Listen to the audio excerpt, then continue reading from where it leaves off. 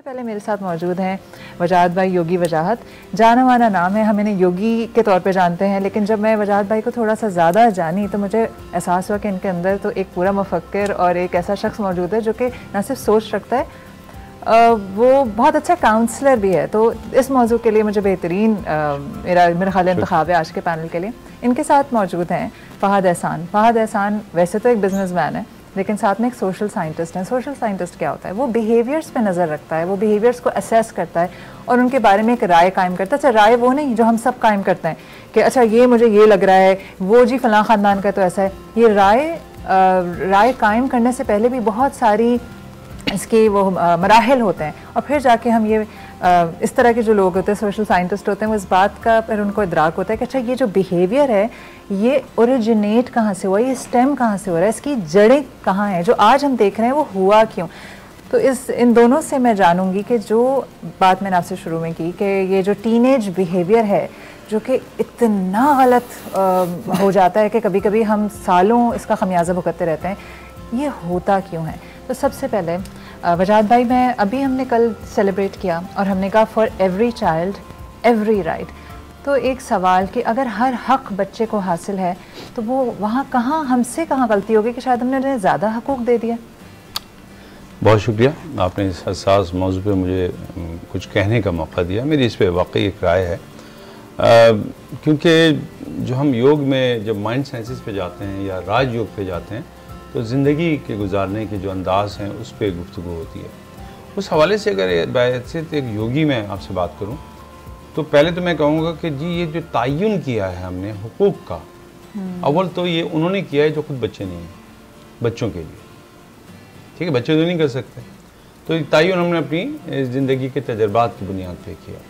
मैं यहाँ एक जुमला ज़रूर कहना चाहूँगा चूँकि आपके हवाले से, इस चैनल के हवाले से नाज़रीन के लिए एक और नई राह खुलेगा सोचने की। बच्चे का हक उसकी पैदाइश से बहुत साल पहले ही शुरू हो जाता है। जब एक आदमी एक खातून को पसंद करता है अपनी अहलिया के तौर पे, या एक अहलिया जो अपने शौहर के तौर पे एक साहब को पसंद करती है, वो जो इंतखाब किया जा रहा है वो आगे चल के फिर बच्चे की तरबियत पे असर डालेगा। तो अगर एक बाप अपने बच्चों के लिए, अब गौर कीजिएगा, एक बाप अपने लिए तो बीवी ढूंढ रहा है, अपने बच्चों के लिए बेहतर माँ ना ढूंढ सका तो फिर उसको ये सोच लेना चाहिए कि आगे उसके ख्वाब जो है ख्वाब ही रहेंगे, ख्वाब खरगोश। क्या कमाल बात कही, क्योंकि वही दो लोग जो एक दूसरे से मोहब्बत कर रहे हैं और शादी करना चाह रहे हैं वो एक सेट ऑफ चिल्ड्रन के पेरेंट्स बनने वाले हैं। बच्चे का हक तो बहुत पहले से शुरू हो गया ना, चाहे माँ ने इंतखाब किया, हाँ कहा, या बाप ने कहा कि जी मैं पसंद करता हूँ, दोनों के दरमियान में ये मायदा भी एक अखलाकी तौर पर होना चाहिए, लेकिन इस पर तो हमने कभी गौर भी नहीं किया। इसलिए कि हम तो एक ऐसे माशरे में रहते हैं जहाँ पे जो कुछ जैसा हो रहा है बस कर दो, ठीक है, फौरी तौर पे कर दें, सिचुएशन के हिसाब से बस कर दिया जाए। ऐसा नहीं है। अच्छे माशरों में पहले तरबियत दी जाती है। आज जो लोग तरबियत दे रहे हैं वालिदैन की शक्ल में, क्या वो खुद तरबियत याफ्ता हैं? Groom your self before grooming your child. अपनी तरबियत कीजिए अपने बच्चों की तरबियत से पहले। तो वहाँ जो आपका सवाल है उसको मैं ज़रा तमीज़ बन गई, माफ़ी चाहता हूँ, लेकिन ज़रा ज़रूरी था। देखिए, बच्चे का हक जो है, एक बच्चे के साथ होता है अनकंडीशनल लव, एक होता है बेवजह लाड प्यार। अब इसका फ़र्क कौन जानेगा? तालीम और उसकी अपनी तरबियत जो इस पर फैसला करेगा।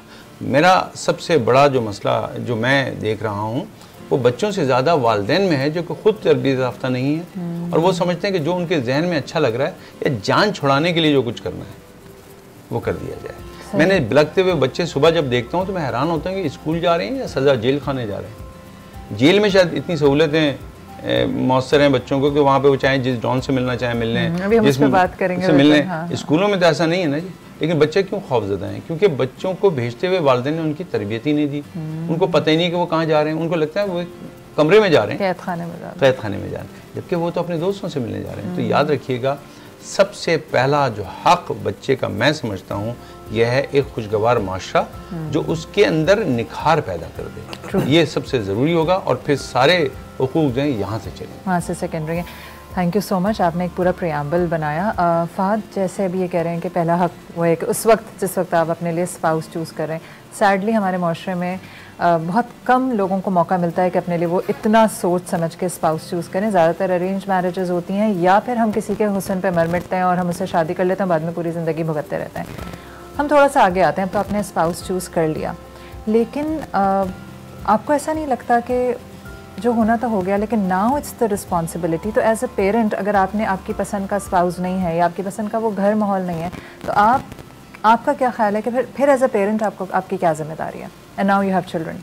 बहुत शुक्रिया माविश मधु करने का, और बिल्कुल सही कहा वजाहत साहब ने कि वहीं से मैं बात लेके चलूँगा जी, कि जब आपने एक चॉइस की अपने स्पाउस की, अब अगर वो दौलत की बुनियाद पे थी या हुस्न की बुनियाद पे थी और अखलाकियात की बुनियाद पे नहीं थी, तो उसका नतीजा कुछ अच्छा नहीं निकलेगा।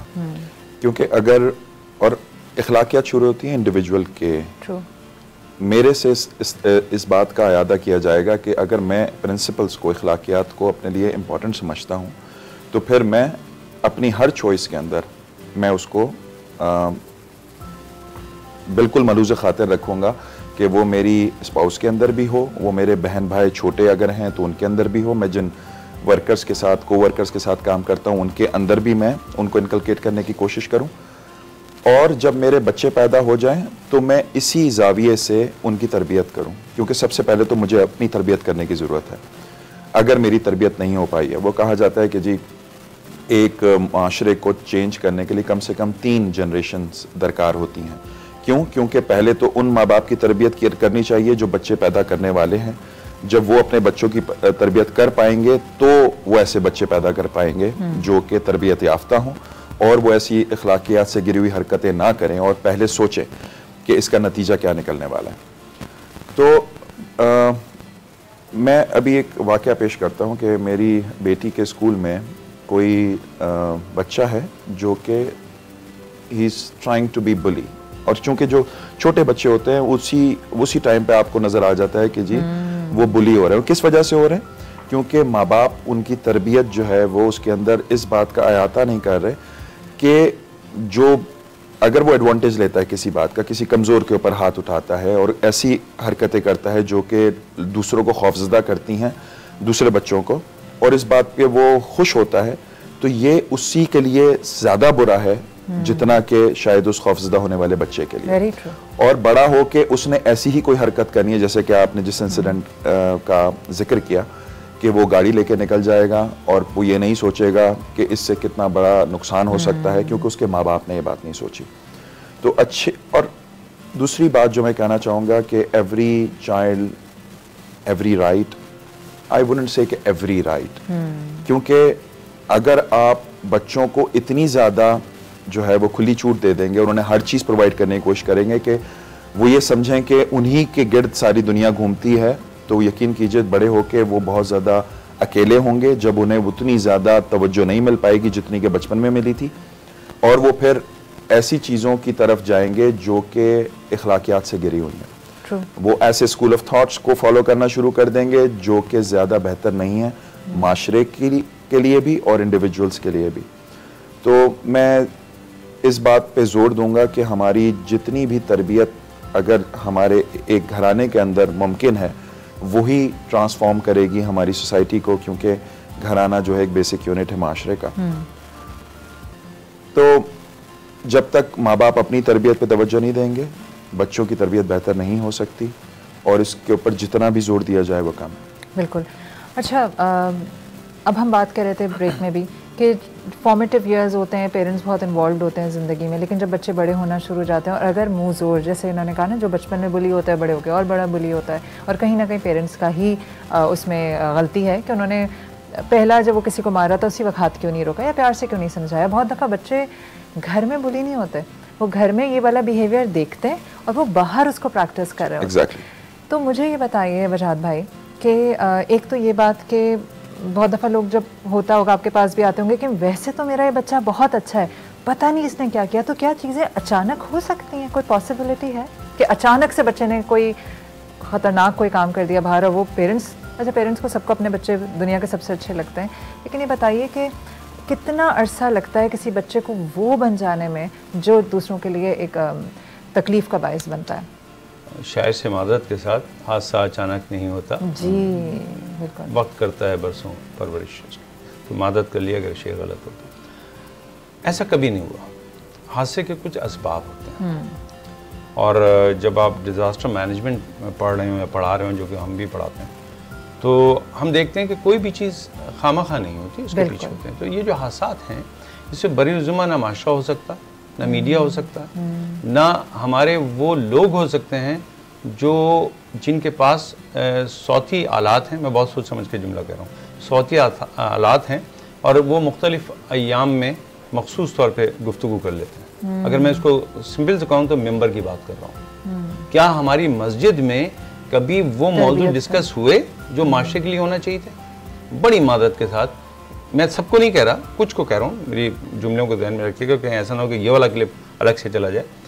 देखिए, सिर्फ चंदे के ऊपर डिस्कस करना या माजी पे डिस्कस करना एक आगे के माशरे को तश्कील देने में कभी मदद नहीं करेगा। हमें जो रोज़मर्रा के दौरे हाजिर के मामलात हैं उनके ऊपर डिस्कस होनी चाहिए। लिहाजा वो जो मेंबर इस पर सिर्फ एक ही शख्स हमेशा बोलता है, ऐसा जिम्मेदारी नहीं। उस इलाके में वहाँ पे कोई आलिम भी है, वहाँ पे कोई प्रोफेसर भी है, वहाँ वाइस चांसलर भी रिटायर्ड है, वहाँ पे एक सोल्जर भी रिटायर्ड है। मौका देना चाहिए कि जुमे के दिन अगर थोड़ी देर उसको भी गुफ्तगू का मौजू दे दिया जाए तो शायद हमारे माशरे में बेहतरी आएगी, क्योंकि वहाँ पे हम रिसेप्टिव स्टेट में बैठते हैं। True, very true. तो पहले तो मैं इस पे कहूँगा कि इस पे गौर करना चाहिए हुकूमत को। और ये कि आपने जो ये पॉइंट दिया, ये बड़ा ज़बरदस्त पॉइंट है कि सिर्फ ये पेरेंट्स की जिम्मेदारी नहीं है, ये पूरी कम्युनिटी की रिस्पॉन्सिबिलिटी है। मैं आपको यहाँ एक बात बताता हूँ। जब माँ वैद में तो एक पूरी किताब है, जब माँ कंसीव कर रही होती है उस लम्हे से लेके जब वो डिलीवर करती है तक, लेकिन इससे आगे भी है। जब वो तरबियत करती है और वो बच्चा जो है वो बालिग हो जाता है, 18 साल का हो जाता है, तो 3 फेज हैं। जब उसने कंसीव किया, जब उसने डिलीवर किया, और 18 साल तक, और 18 साल के बाद। अच्छा, ये उसके फेसेस हैं वैद में। इस पे पूरी गर्भवती किताब लिखी हुई है, उसमें डे बाय डे लिखा हुआ है। अब जब माँ ने कंसीव किया तो उसके आसपास जो हालात व वाक़यात होंगे वो बड़े इंपॉर्टेंट है। अगर शौहर ये कहता है माँ से कि ये क्या मुसीबत है, मुझे तो बच्चे ही नहीं चाहिए था, हालात इतने ख़राब हो गए हैं और ये हो गया और हो गया, और तुमने एक और, अब ये बच्चे के अंदर जो डेवलपमेंट हो रही है उसमें उस बाप की आवाज़ तो जा रही है। लिहाजा वो बाप के साथ कैसा रवैया रखेगा ये बाप ने तय कर लिया। माँ ने खुद सोचना शुरू कर दिया, क्या मुसीबत है, मुझे तो चक्कर आ रहे, मेरी तो ज़िंदगी ही हो गई, मुझे तो ये औलाद नहीं चाहिए थी, ये भी हो गया। सबसे ज़्यादा बच्चा उस वक्त ख़तरनाक हो जाता है जब उसका ज़िंदगी के उस मरहले में जहाँ तश्कील पा रहा था एबॉर्शन के लिए सोचा जाए या कोशिश कर दी जाए। ये बच्चा जब वापस आएगा तो 2 कातिलों को जानता होगा। ये दोनों कातिल जो हैं, इसके एक माँ है और एक बाप है, उसको चैन से नहीं रहने देगा, क्योंकि उसको ये पता है कि मुझे मारने की कोशिश किन लोगों ने तय की। सबकॉन्शियस में सब कुछ पता है। यहाँ पे 3 बड़े उलूम और भी हैं, लेकिन 3 ऐसे उलूम जिनको मैं जानता हूँ, डायनेटिक्स उसके साथ वाबस्ता हूँ, तो उसमें जो बहुत पेनफुल लम्हा है, जिसको हम एक ख़ास टर्मिनोलॉजी देते हैं, नाम देते हैं, तो वो लम्हे। उसके बाद उसमें NLP, न्यूरो लिंग्विस्टिक प्रोग्रामिंग, बहुत बड़ा रोल प्ले करेगी। और हम सिल्वा माइंड कंट्रोल पे बच्चों की तरबियत में काम करते हैं। इंग्राम्स जो होते हैं तरबियत, यानी बहुत ही पेनफुल वाक़यात जब बच्चे की तश्कील के लम्हे में होंगे, वो उसकी तरबियत में हमें और उसके मामलात में नजर आएंगे। लिहाजा जब बच्चे को माँ अब कंसीव करती है, उस वक्त पूरे माशरे की जिम्मेदारी है, ना घर के आगे पटाखे फोड़े जाएंगे, ताकि माँ अगर झटके से डरती है तो आप सिर्फ एक कुर्सी खींचिए, वो बच्चा कुर्सी तो उछल जाएगा अपनी, क्योंकि उसको वो खौफ जो माँ को आया था वो उसमें भी आएगा। तो जब माँ की तश्कील होती है तो एक माशरा पूरा का पूरा इन्वॉल्व होता है, सास, नंद, जिठानी, जेठ, ये हम समझते हैं क्या हुआ, इसने कंसीव किया ना। मैं तो सिगरेट पी रहा हूँ तो क्या हो जाएगा, अगर मैं दूर से टेलीविजन देख रहा हूँ तो क्या हो जाएगा, मैंने चीज़ पटक के फेंक दी तो क्या हो गया, वो बच्चा तो अभी अंदर है ना। नहीं, वो अंदर नहीं है, वो आ चुका है दुनिया में। अब तरबियत वहाँ से शुरू होती है। तो सबसे बड़ा मसला ये हो गया है कि वालिदैन को ये समझ ही नहीं आता कि गुफ्तगू कब करनी है। जब बच्चा सो जाता है, उसका कॉन्शियस माइंड सो रहा होता है और सबकॉन्शियस अवेक होता है, तब वो डिस्कस करते हैं घर के मामला, ख़ानदान के मामला। और जब बच्चा बेदार होगा तो अपने बहन भाइयों से वही तवज्जो बात करेगा, उसी ट्यून में। लिहाजा रीप्रोग्रामिंग ऑफ ब्रेन पे काम करना चाहिए, इसके बारे में हमें बताना चाहिए। मेरे दोस्त बैठे हुए हैं, ये बिहेवियर साइंसेस पे बात कर रहे हैं और करते हैं और सिखाते हैं, बताते हैं। क्या ये लफ्ज़ इतना कॉमन है हमारे माशरे में? नहीं जी, बिल्कुल। हम तो 3 तरीके से बच्चों की तरबियत करते हैं। हम रोकते हैं, टोकते हैं और चप्पल उठा के ठोकते हैं उनको। सही बात तो रोको टोको ठोको से बच्चे पढ़ेंगे, वो मास्टरी में वही करेंगे डिफेंस में। बिल्कुल। फहद, हम अभी बात कर रहे थे ना कि प्राइवेसी, टीनेजर्स को प्राइवेसी चाहिए। अब एज अ पेरेंट आप तरबियत भी करना चाहते हैं और प्राइवेसी भी मेंटेन करने की ज़रूरत है। आप थोड़ा बताएं, इस पे बात करें कि कैसे बैलेंस स्ट्राइक किया जाए। देखिए, मामला स्टार्ट होता है जब बहुत छोटे होते हैं बच्चे, और हम उन्हें अगर as an individual, as a person treat करें तो उनके अंदर खुद एतमादी पैदा होती है। कई दफ़ा मैंने देखा है कि छोटे बच्चों को उनका एडवांटेज लिया जाता है उनकी कमज़ोरी का, क्योंकि वो छोटे हैं। फॉर एग्ज़ाम्पल कि उनको जो है वो अगर किसी रस्सी से लटका दिया जाए और या उनको बहुत ज़्यादा गुदगुदी की जाए, और इस बात पे बड़े खुश हो रहे होते हैं, जबकि ये नहीं देख रहे कि वो बहुत ज़्यादा बेबस है और वो इस बात पे गुस्सा है, उसको एग्रेशन पैदा हो रही है कि मेरा एडवांटेज क्यों लिया जा रहा है, सिर्फ इस वजह से क्योंकि मैं छोटा हूँ, कमज़ोर। तो जब आप उसको एज एन इंडिविजुअल ट्रीट करेंगे छोटे बच्चे को, तो वो बड़ा होते होते उसके अंदर खुद एतमादी आएगी। आप उसको ये ज़रूर एतमाद देंगे कि सच बोलना अच्छी बात है, क्योंकि आप खुद प्रैक्टिस करते हैं उसके सामने। बच्चे आईना होते हैं, हम जो कुछ करेंगे वो वैसे ही रिफ्लेक्ट करेंगे। हम घर में गालिम गलोच का माहौल रखेंगे, वो यही सीखेंगे। हम झूठ बोलेंगे, वो यही सीखेंगे। हम अपने पेरेंट्स की खिदमत नहीं करेंगे, उनके साथ एहसन सलूक नहीं करेंगे, वो यही सीखेंगे। तो अगर सबसे बड़े अहम बात यह है कि जो रिस्पॉन्सिबिलिटी है वो हमें अपनानी चाहिए कि अगर मैंने शादी की है और मैं बच्चे पैदा करने का सोच रहा हूं, तो इसका मतलब मैं रिस्पॉन्सिबिलिटी लेने के लिए तैयार होना चाहिए मुझे। जब मैं ये रिस्पॉन्सिबिलिटी लूँगा तो ही मैं आगे के काम ऐसे तरीके से कर सकता हूँ, और फिर मैं अपने बच्चों को बोझ नहीं मानूंगा बल्कि एक रिस्पॉन्सिबिलिटी मानूंगा, क्योंकि ये मेरा इंसान होने का और मुसलमान होने का हक है, फ़र्ज़ है। क्योंकि इंसानियत इसी तरह आगे बढ़ेगी, ह्यूमन प्रोजेक्ट इसी तरह आगे बढ़ेगा कि हम अच्छे इंसान सोसाइटी के अंदर लेकर आएँ। तो इसके लिए जब मैं एतमाद देता आऊँगा, उनके अंदर अच्छे अखलाकियात बिल्कुल देता आऊँगा, तो टीन एज तक पहुँचने तक उनके अंदर इतना एतमाद होगा कि मैं अगर उन्हें कुछ प्राइवेसी देता हूँ तो वो उसका नाजायज़ फ़ायदा नहीं उठाएंगे। एक तो हमने बात की कि प्राइवेसी आप उस वक्त दे देंगे जब आपको पता है कि बच्चे की आपने तरबियत इतनी अच्छी की है कि वो डिसीजंस ले पा रहा है। आपने जिक्र किया था कि आपने जुवेनाइल जेल में प्रोग्राम्स किए हैं। बहुत दफ़ा ऐसा होता है कि हमारा लॉ, जैसे चले पेरेंट्स की गलती है, मेंबरों पे बात नहीं हो रही, लेकिन ओवरऑल हुकूमती ज़िम्मेदारी भी कोई है। अगर बच्चा घर से अच्छी तरबियत नहीं हुई है उसकी, लेकिन उसको ये खौफ भी ना हो कि मैं पकड़ा जाऊंगा तो कुछ भी नहीं होगा, तो हमारे यहाँ सैडली बच्चों को कोई कानून का भी खौफ नहीं है। और आपने, क्योंकि आप अंदर से जानते हैं ये जो बच्चों की जेलें होती हैं, थोड़ा सा उस बारे में बताइए कि वो जेलें क्या कारगर हैं। देखिए, कानून की यहाँ तक हद के वो किसी को गिरफ्तार कर ले और उसको सज़ा दे दे, यहाँ पे उसका जिम्मेदारी ख़त्म नहीं होती। सज़ा देने का मतलब अगर यह है कि तुम जैसे भी हो कुछ देर के लिए बंद रहो, फिर जैसे भी हो वैसे ही रहो, फिर तो बात ख़राब होगी। अगर जेल तरबियत गाह नहीं है तो फिर वो तरबियत गाह होगी जराइम की। तो जराइम की नशोनुमा अगर वहीं से हो रही है तो फिर तो जेल बंद कर देना चाहिए, कुछ और काम करना चाहिए। बिल्कुल, मैं ये समझता हूँ ज़ाती तौर पे इसमें सारी माशरे की बहुत बड़ी जिम्मेदारी है, लेकिन माशरा किन लोगों से बनता है? आपसे, मुझसे तो बनता है।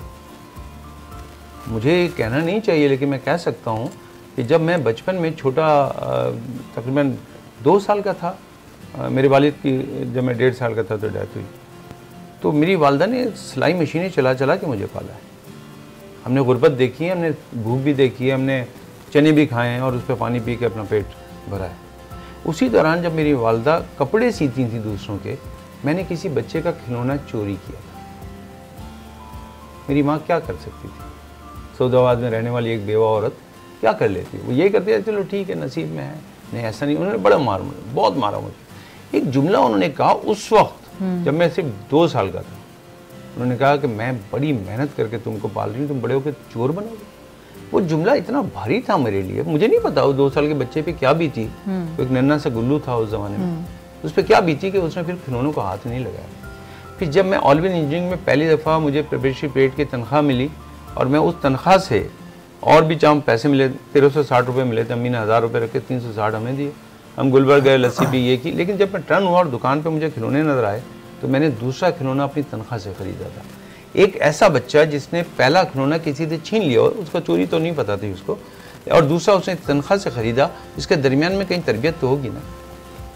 अगर वालिदैन उस पहली दफ़ा मेरी माँ ये सोच के कि चलो मैं बेवा हूँ, ये यतीम है, इसने ले लिया तो क्या हुआ, बेटा तुम ना लेना, आइंदा नहीं लेना, आइंदा नहीं, उन्होंने पहले ही खिलौने पे मेरी इतनी मार लगाई थी कि फिर मैं खिलौने से खेल नहीं सका।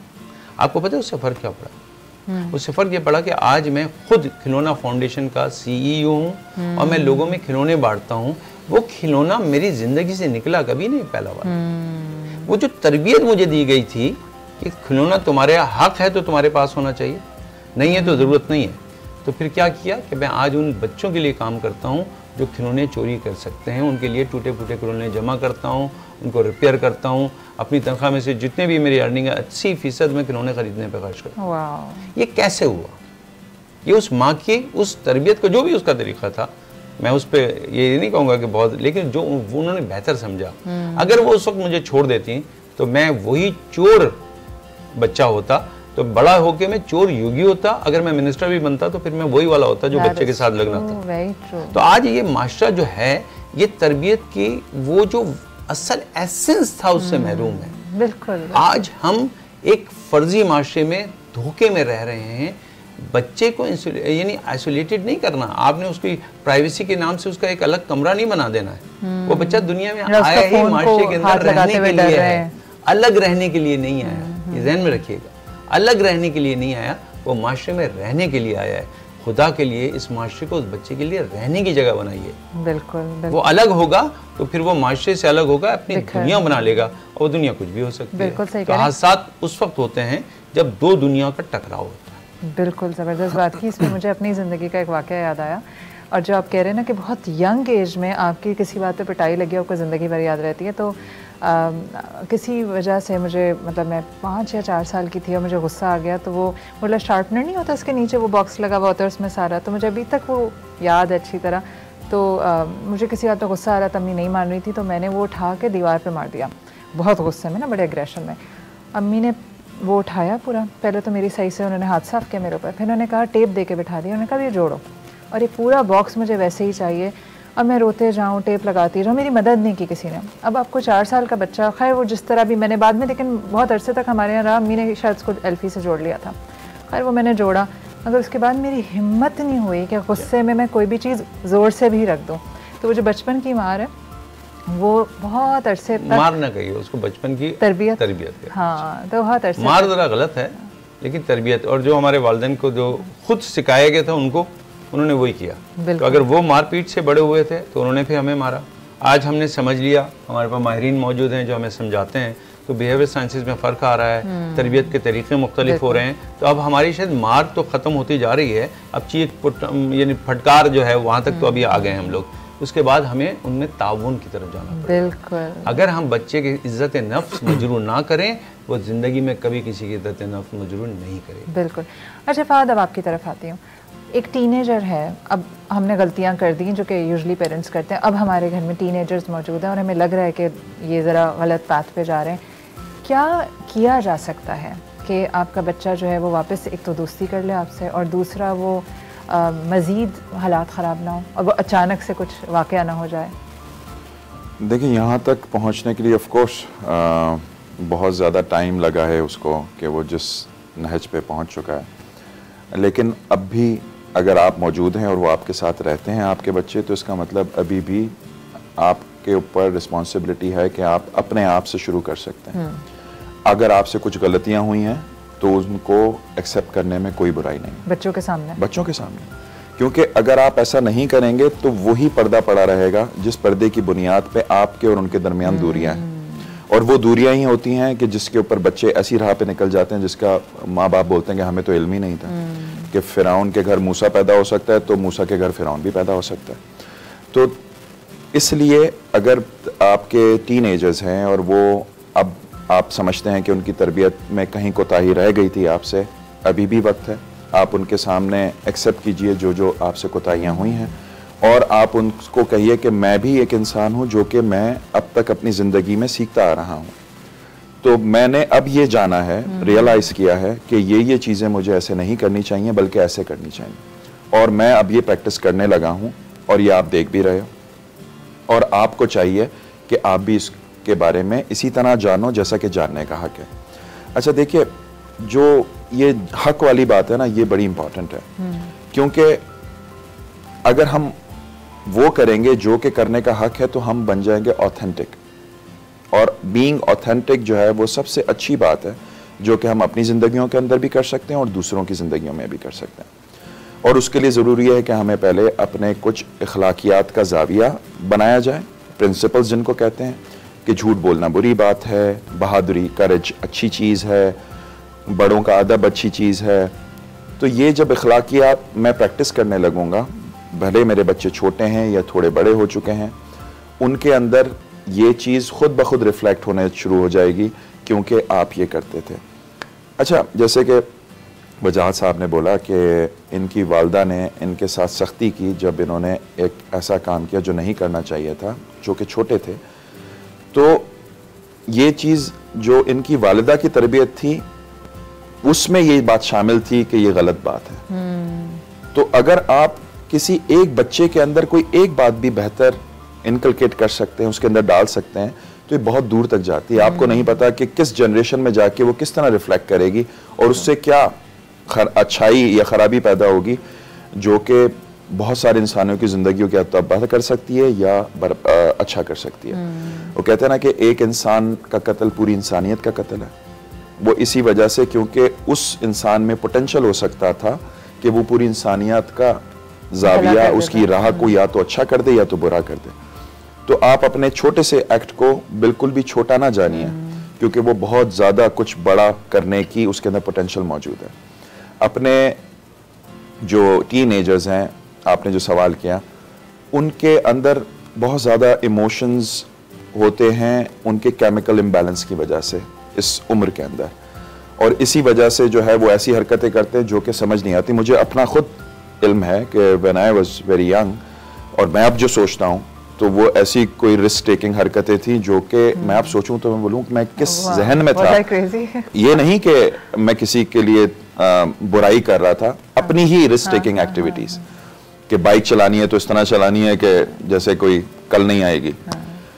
तो वो आपके अंदर जो हार्मोन्स होते हैं डेवलप हो रहे होते हैं, उसकी वजह से हो रहा था। इस बात का भी अहाता करना चाहिए कि उनको इस बात का लेवरेज दिया जाए और उनको ये बताया जाए कि अभी जो आप जिस तरह सोच रहे हो वो इस वजह से क्योंकि आपके अंदर हार्मोन इम्बैलेंस है, और इसको इस तरीके से हम काबू में कर सकते हैं, उनको डायरेक्ट कर सकते हैं।